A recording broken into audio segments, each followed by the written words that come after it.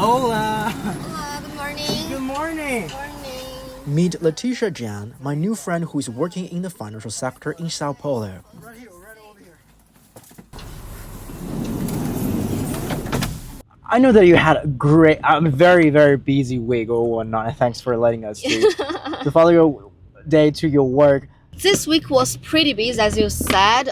We did a fair these days. With the weeks that we don't have fairs, we do need to have to understand the needs from industry parts and offer there the possibilities of financial product. So Jan works for a bank understanding owned by a that the Chinese financial- firm, but before getting down to business, beating traffic is the first thing Jan has to do in the mornings as she makes her way to Sao Paulo's financial district.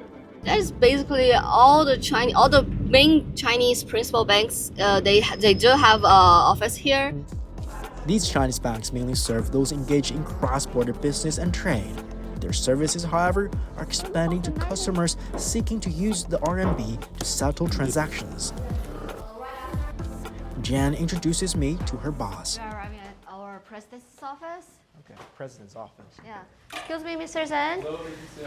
We would like to know about the first settlement of RMB. Sure, yeah. Yeah.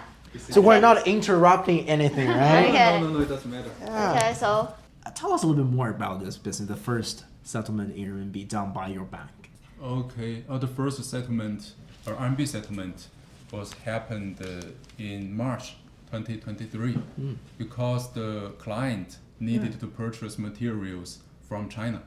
So if I am correct, if I understand it correct, is that because also the contract was originally written in RMB, right? Yes, yes. So and that's the one of the reasons why it's settled yes, in RMB. yes. I think now the customers in Brazil have an additional choice to settle in RMB, which will promote their development of a cross-border business and also good for their control of the exchange risk. With more and more Chinese banks and enterprises in Brazil, locals are provided with a fresh choice. Some have slowly become more willing to bring their business to Chinese-run banks, given improved efficiency and convenience. Hello. 你好，你好，你好，你好。 China's Bank of Communications has already joined hands with one of the oldest banks in Brazil, seeking to grow its customer base. One of the oldest banks in Brazil. We were established in 1858, so we have more than 160 years of history. So it's a very old bank. We are very well pleased after you. When Bank of Communication acquired the control of the bank in 2015, we already had a huge reputation and a huge base of local clients, right? Trade between China and Brazil totals more than $170 billion a year and continues to increase. Settlements in the country's direct currencies are becoming more appealing.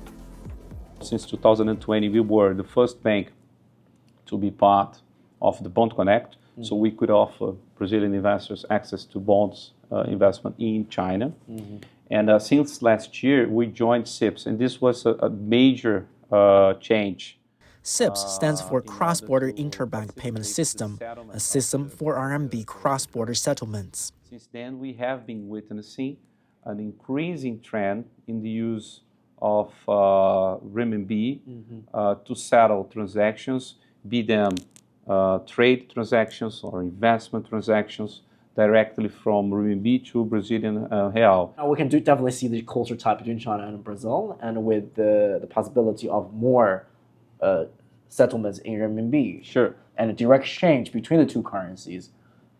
Why is it important to do so? And what we see is that, first, there is a cost benefit because you do not need to do two FXs to send the money to China or from China to Brazil. Because before you would need to change your renminbi to dollar and then dollar to BRL, or the Brazilian, the same thing, from BRL to dollar and then to renminbi. So you have one last step, which clearly brings an economic benefit, reducing transaction cost, but also operationally, being connected to the China's settlement infrastructure and the banking infrastructure,